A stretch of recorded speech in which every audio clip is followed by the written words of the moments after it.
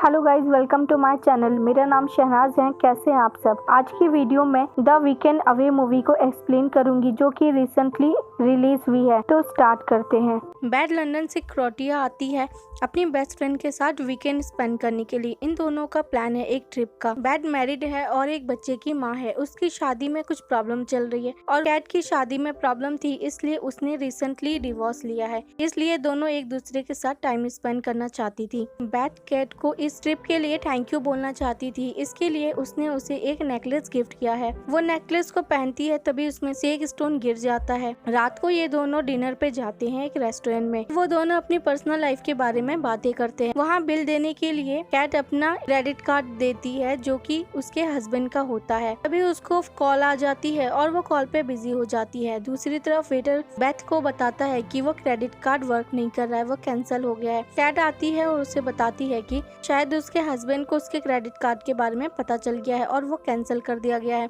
अब वो उसका बिल पे करती है। वो लोग क्लब जाते हैं। वो वहाँ एंजॉय कर रहे होते हैं। वहाँ उन्हें दो लड़के मिलते हैं जिनके साथ बैठकर वो कुछ देर बात करते हैं। कैट उन्हें अपने रूम पर आने के लिए इनवाइट करती है अपने साथ। इसके अगले सीन में हम देखते हैं बैथ सो रही होती है और वो सो के उठती है। उसे काफी वॉमिटिंग होती है और उसे रात के बारे में ज्यादा कुछ याद नहीं होता है। उसे लास्ट वही बात याद होती है जब कैट ने उन लड़कों को अपने साथ आने के लिए इनवाइट किया था। उसके बाद क्या हुआ उसे ज्यादा कुछ याद नहीं होता है। बैथ को घर में कैट दिखाई नहीं देती है। वो उसे ढूंढती है मगर वो पूरे फ्लैट में होती नहीं है। उसके बाद वो उसे कॉल करती है मगर वो कॉल पिक नहीं करती है। उसे रूम में एक ग्लास टूटा हुआ मिलता है जहाँ थोड़ा सा ब्लड भी होता है, जिससे वो डर जाती है। वो अपने हस्बैंड रॉब को कॉल करके उसके बारे में बताती है तो वो उसे कहता है कि शायद वो अटेंशन के लिए ऐसा कर रही होगी। इसके बाद वो लैंडलॉर्ड से उसके बारे में पूछती है। लैंडलॉर्ड को भी कैट के बारे में कुछ पता नहीं होता मगर वो उसे कहता है कि यहाँ पार्टी करना मना है और वो दो लड़के जो रात को आए थे वो उनके लिए एक्स्ट्रा चार्ज करेगा। अब बैथ को पता चलता है कि यहाँ रात को वो दोनों लड़के उनके साथ में आए थे और यहाँ पार्टी हुई थी। अब वो पुलिस स्टेशन जाती है। पुलिस स्टेशन जाकर वो पुलिस वालों को ये सारी चीजें बताती है मगर पुलिस वाले उसे सीरियस नहीं लेते और वो उसकी मिसिंग कंप्लेंट भी दर्ज नहीं करते हैं। वो उसे 24 आवर्स रुकने के लिए कहते हैं। बेथ जैन जो कि कैब ड्राइवर है उसे कॉल करके बुलाती है और वो उस क्लब के बारे में पूछती है जहाँ उसने इन दोनों को कल रात छोड़ा था। जैन बेथ को उस क्लब लेकर जाता है। बेथ वहाँ के बारटेंडर से पूछती है उन दो लड़कों के बारे में बट उस बारटेंडर को कुछ भी याद नहीं होता है। अब जैन आता है और जैन अपनी लैंग्वेज में उससे पूछता है कल रात के बारे में तो उसे याद आता है और वो उसे बताता है कि वो दो लड़के वो यहाँ अक्सर टूरिस्ट लड़कियों के साथ आते हैं। जैन ये सारी बातें बैथ को बताता है। बैथ को उन लड़कों के बारे में पता नहीं था कि वो दोनों लड़के गॉड थे और कैट ने उन दोनों को हायर किया था जो उन दोनों के साथ थे। वो जैन बारटेंडर से उन लड़कों का नंबर निकलवा लेता है और उन दोनों लड़कों को कॉल करके किसी इवेंट की बुकिंग के लिए झूठ बोल के बुलाता है एक रेस्टोरेंट में। वो दोनों लड़के जैसे ही वहाँ आते हैं बैथ को देखकर वहाँ से भागने लगते हैं। जैन उन लड़कों का पीछा करता है और एक लड़के को पकड़ लेता है। वो उससे मारपीट करता है और उससे पूछता है उस रात के बारे में उसने कैट के साथ क्या किया। तो वो लड़का उसे बताता है कि वो दोनों कैट के साथ में उसके फ्लैट पर गए थे और जब वो अपने रूम में चेंज करने के लिए गई थी तो उसने उसका एक एक्सपेंसिव बैग और उसका फोन चोरी किया और वो दोनों वहाँ से भाग गए। वो लड़का बैथ को कैट का बैग और फोन दे देता है। इसके बाद वो दोनों पुलिस स्टेशन जाते हैं। जैन उसे अपने वीजा कैंसिल होने का डर है इसलिए वो उसे मना करता है कि वो ये सारी बातें जब पुलिस को बताए तो वो उसका जिक्र ना करे। बैथ पुलिस स्टेशन जाती है और पुलिस वालों को सारी चीजें बताती है मगर वो जैन के बारे में नहीं बताती है। वो उनसे झूठ बोलती है कि उसने कैट के लापता होने के बारे में उन लड़कों को बताया और इसलिए उन लड़कों ने उसका बैग उसे वापस दे दिया और वो पुलिस से उसके फोन के मिलने के बारे में भी बात छुपाती है और वो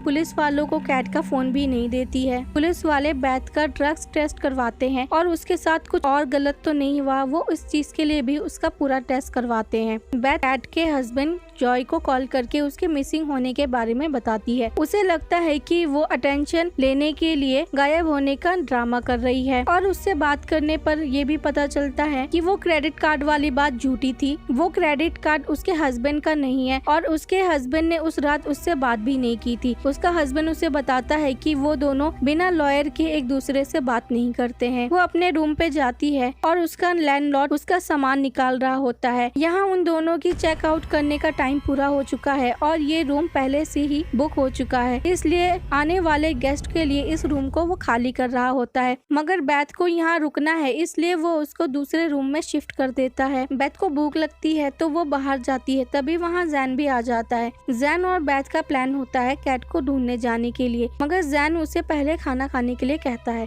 दोनों डिनर के लिए जाने ही वाले होते हैं कि तभी वहाँ बेथ का हस्बैंड रॉब आ जाता है और वो उन दोनों के बारे में गलत सोचता है, उन पर शक करता है। जैन वहाँ से चला जाता है और बेथ उसे सारी चीजें समझाती है और कैट के गायब होने के बारे में भी बताती है। तभी बेथ को पुलिस की कॉल आती है और वो दोनों हॉस्पिटल जाते हैं। पुलिस को कैट की डेड बॉडी मिली है पानी में। अगले दिन रॉब लंदन वापस चला जाता है और बेथ वो पोस्टमार्टम रिपोर्ट के लिए यहीं रुक जाती है। पुलिस इंक्वायरी के लिए उसे बुलाते हैं। बेथ पुलिस ऑफिसर से कहती है कि उसे आखिरी बार कैट से मिलना है और वो बेथ की डेड बॉडीज के पास होती है और पुलिस वाला उसे 1 मिनट के लिए अकेला छोड़ देता है। बेथ उसके फोन को उसके फेस से अनलॉक करती है और इसके बाद वो वॉशरूम जाती है और उसके फोन में चैट देखती है, जिससे उसे पता चलता है कि कैट और बेथ के हस्बैंड रॉब का अफेयर चल रहा था। पुलिस इंक्वायरी में उससे पूछती है कि उसने ड्रग्स के बारे में क्यों छुपाया। कैट ने उस रात ड्रग्स लिया था, तो उसने ये बात पुलिस वालों से क्यों छुपाई। तो वो उसे कहती है कैट ने ड्रग्स लिया था, ये बात जानने के बाद हो सकता है कि वो दोनों उसे सर्च ना करे, इसलिए उसने ये बात छुपाई। उस टेस्ट की रिपोर्ट आ जाती है और उन्हें पता चलता है कि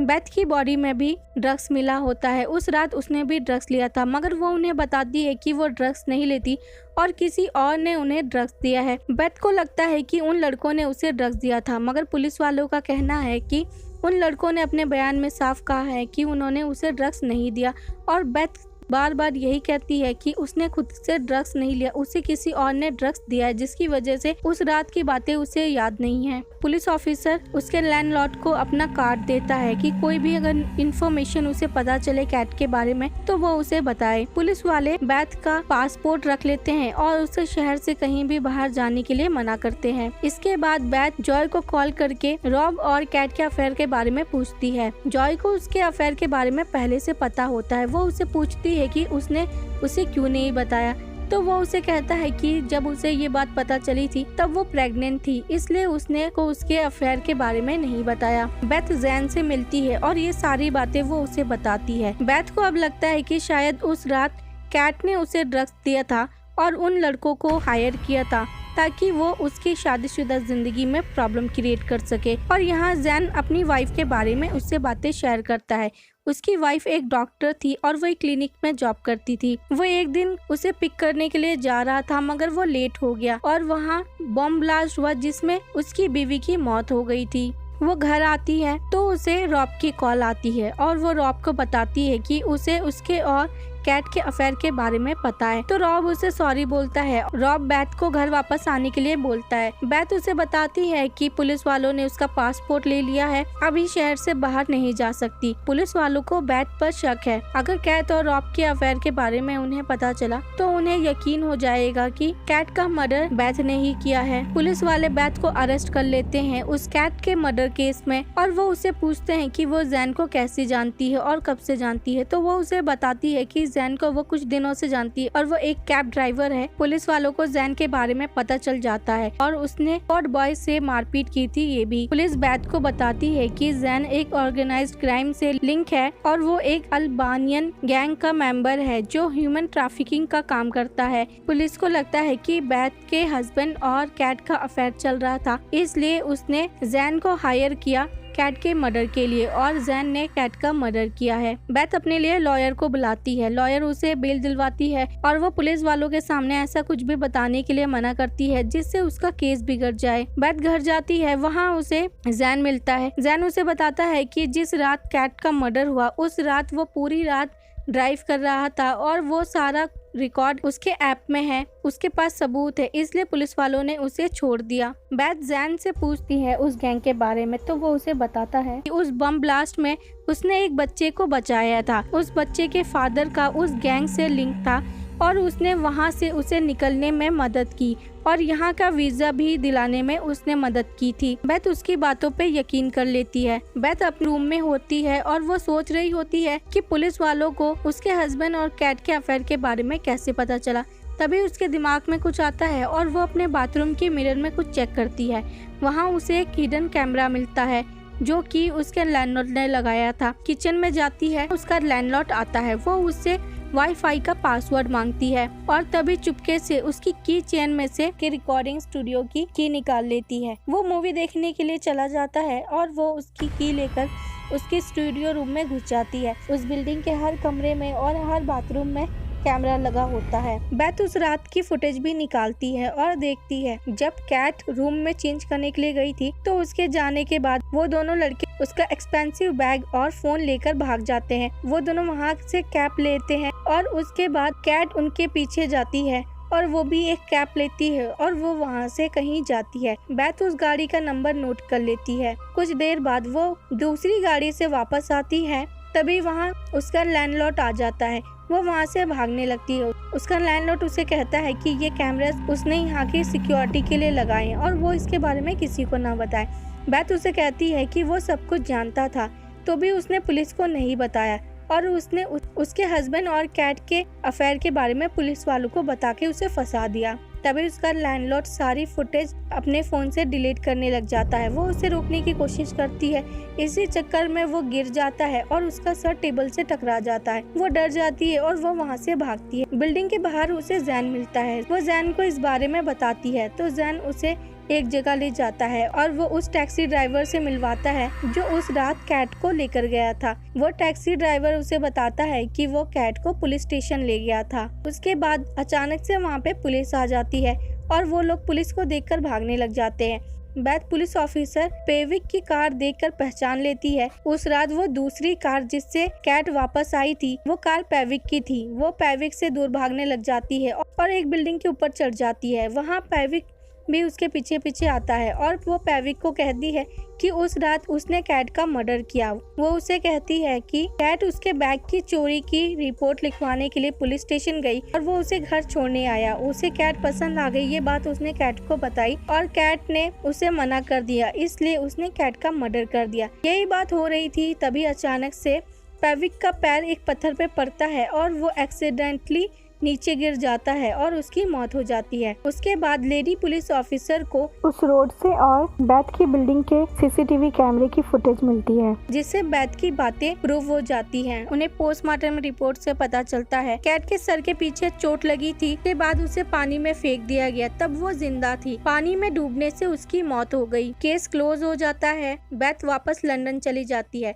कहानी कुछ महीने आगे बढ़ती है। हम देखते हैं बेथ अपने हस्बैंड से अलग हो चुकी है। वो अपने बच्चे को रॉब के पास छोड़ने के लिए जाती है। वो उसे चाय पीने के लिए कहता है। बेथ रॉब से अपनी कार की मांगती है तो वो उसे अपने कोट के पॉकेट से निकालने के लिए कहता है। वो उसके कोट से अपनी कार की निकाल रही होती है जहाँ उसे कैट के नेकलेस का एक स्टोन मिलता है, वही नेकलेस जो उसने कैट को गिफ्ट किया था। और वो समझ जाती है कि कैट का मर्डर किसी और ने नहीं, उसके पति रॉब ने किया है। वो बाथरूम जाती है और लेडी ऑफिसर को कॉल करती है। अब वो बाहर आती है और रॉब से बात करती है। वो उससे पूछती है उसके मर्डर के बारे में। रॉब उसे सब सच बताता है कि उस रात वो वहाँ गया था और वो कैट से मिला था। वो कैट से बात कर रहा था। उसे डर था कि कहीं कैट ने उसके अफेयर के बारे में बेथ को ना बता दिया हो। उन दोनों की वहाँ लड़ाई होती है और उसी लड़ाई में वो उस पे हाथ उठा देता है जिसकी वजह से उसका सर एक पत्थर से टकरा जाता है और उसे चोट लग जाती है और उसके बाद वो पानी में गिर जाती है। वो उसे बचाने की बजाय वो वहाँ से डरकर भाग जाता है। रॉब ये सारी बातें किसी को ना बताने के लिए कहता है तो वो उसे बताती है कि उसने पुलिस को ऑलरेडी फोन किया हुआ है और वो कॉल चल रही है और उसकी सारी बातें लेडी ऑफिसर ने सुन ली है और वो वहाँ पे पुलिस को भेज रही है। वो उसे रोकने की कोशिश करता है तो वो उसे धक्का देती है। वो गिर जाता है और उसे चोट लग जाती है। बेथ अपने बच्चे को लेकर उस घर से बाहर आ जाती है और ये कहानी यहीं खत्म हो जाती है। तो गाइज, आपको ये मूवी कैसी लगी मुझे कमेंट सेक्शन में लिखकर बताइए। अगर मूवी अच्छी लगी हो तो वीडियो को लाइक कीजिए, मेरे चैनल को सब्सक्राइब कीजिए। मुझे सपोर्ट करने के लिए मेरे वीडियोस को अपने फ्रेंड्स और फैमिली सोशल मीडिया पे शेयर कीजिए और मुझे ग्रो करने में हेल्प कीजिए। Thank you.